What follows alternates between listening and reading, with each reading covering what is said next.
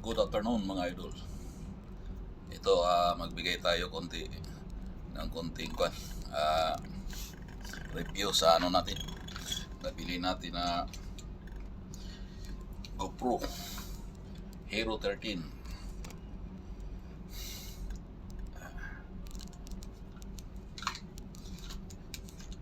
Ito pala mga idol, mayroong issue pala tong Hero 13. Siya ay nag-overheat. Pag tuloy-tuloy mo gamit, nagkusa siyang mamatay. Overheat to. Kahit di kabuti ng mga 10 minutes siguro o 6 to 10 minutes pag nagamit mo ay 4K or 5K, baka nasa lang 6 minutes. Bagay testing din natin to mga idol. I-testing ko na to hindi ko lang na-record kung ilang minuto siya na mamatay. Nag-overheat. Hindi ko lang maintindihan bakit pinalabas nila ito. Bili ko nito ay $450 US dollar dyan sa may Washington. Ang problema nito, baka lang siguro to tawag yan. Yung design siguro nito ay kailangan nasa tubig, nakalublob sa tubig kasi waterproof to mga idol, pang swimming. Kahit na dito sa namin, sa binabiyahean namin ngayon ay na lugar ay malamig, ganun pa rin, nag-overheat, kasi siyang namamatay. Hindi mo na magamit-gamit kung mainit talaga. Hawakan mo rito, mainit. Kasi siyang power off.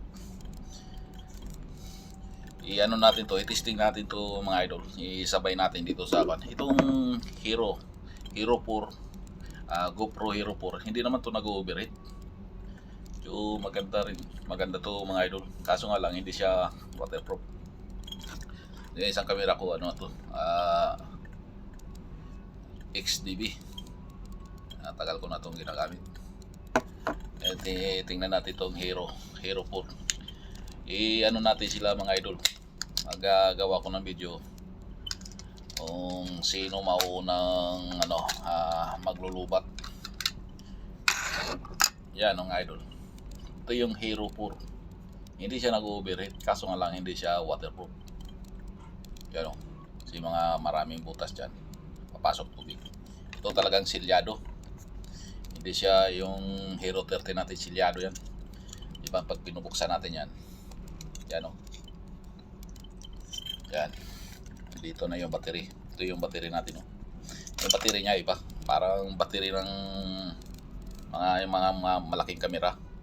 Ito na yung ginagamit yung sa camera kung yung Nikon ba yun o Sony, kalimutan ko yung brand na yun, malaki. Ganito yung mga battery niya. Ito ganito rin ginagamit niya. May kasama siyang dalawang battery pala to. Ngayon mag-overheat to, wala sigurong malabasan ng init. Mag-overheat siya.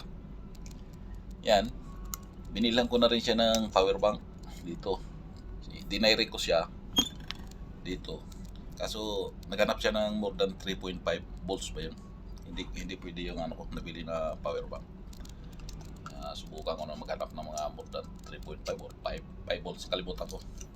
So, yan mga idol. Nandito na rin yung niya. SD card. So, ngayon pag nagbabalak kayo na bumili nito mga idol, sasabihin ko na sa inyo na mayroon siyang issue. Overheating sa GoPro. Bili na lang siguro kayo ng mga GoPro 9.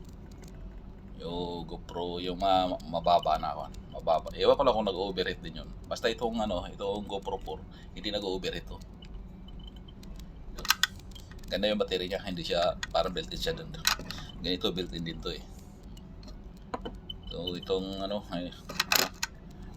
natatanggal yung battery niya. Ito yung casing sa GoPro 4. Ito natin yung GoPro Saris. Ito yung power niya.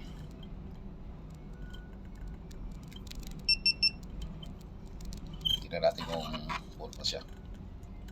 Tagal ko na ito. Ayan, may 1 bar. full charge natin to mga idol. Tsaka ito. Ayan natin kung ilang bar siya. Subukan natin full charge. Tapos i-on natin. Parehas yung ano nila, yung settings. Kung sino yung mauunang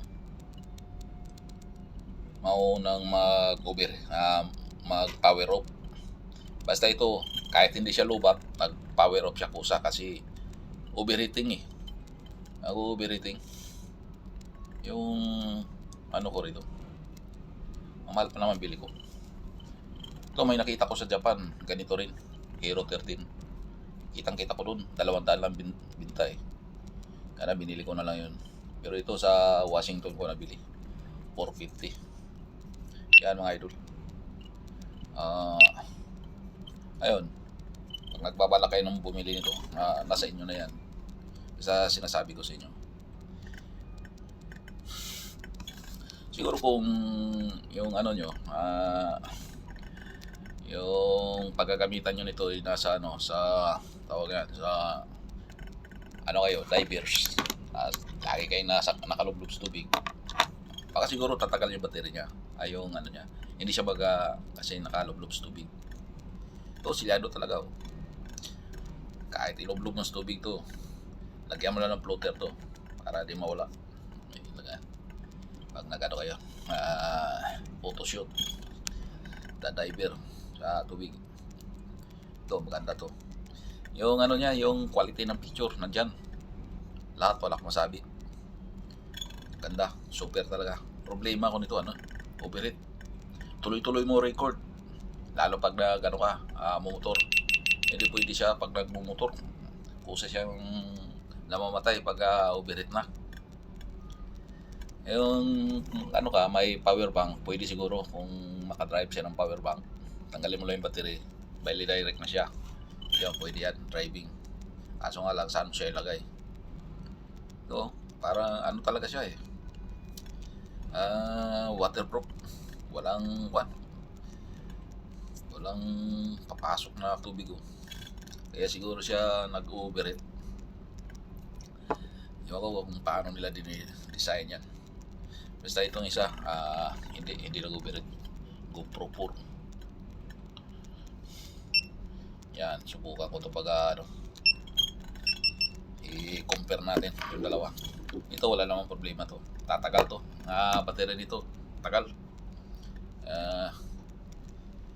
Ito lang dalawa, yung mga GoPro. Ano natin, compare natin sila dalawa. Kung sino yung maunang mag-switch off.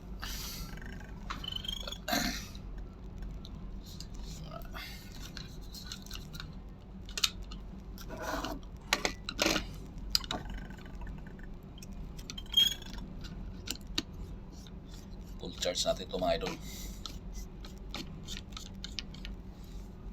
Mura lang to sa Japan mga idol. Ito, bili ko nito parang ano lang, 550 ba? 550 yen. Parang nasa, wala pang $5, nasa 3.4 lang. Kaya ito mga idol, ganda, tibay. Pwede ko siya ilagay rito. Binili ko rin to sa Hardop sa Japan. Ano lang din to, sa 550 or 1,100 yen. Basta wala pang $10 to eh. O 1,100 yen. Bili ko. Wala pang $10. Ito na yung stick mga idol. Ito mga maganda talaga na nakabiyahe ka ng Japan. Bibili ka ng mga hardware ka. Ang ganda, tibay. Mga stick to. Kaya mga idol. Pwede mo haba yan. Kailangan baka mga 2 meters to eh. Extend. Pwede mo siya extend. Meron pa 3. Yan. Hindi ko lang siya maintindihan paano siya ipasok dito. Ba't baliktad? Dito siya magkasya. Itong camera. Mayroon dito ang tornilyo. Iwan ko lang dito. Paano ko yung gawin yan? Kasi dapat dito siya sa maliit dito malaki sa baba. Hawakan mo siya ng ganun. Mura lang ito mga idol. Wala pang $5. Talagang tibay. Kaya kagandahan pag nakabiyahe ka ng Japan.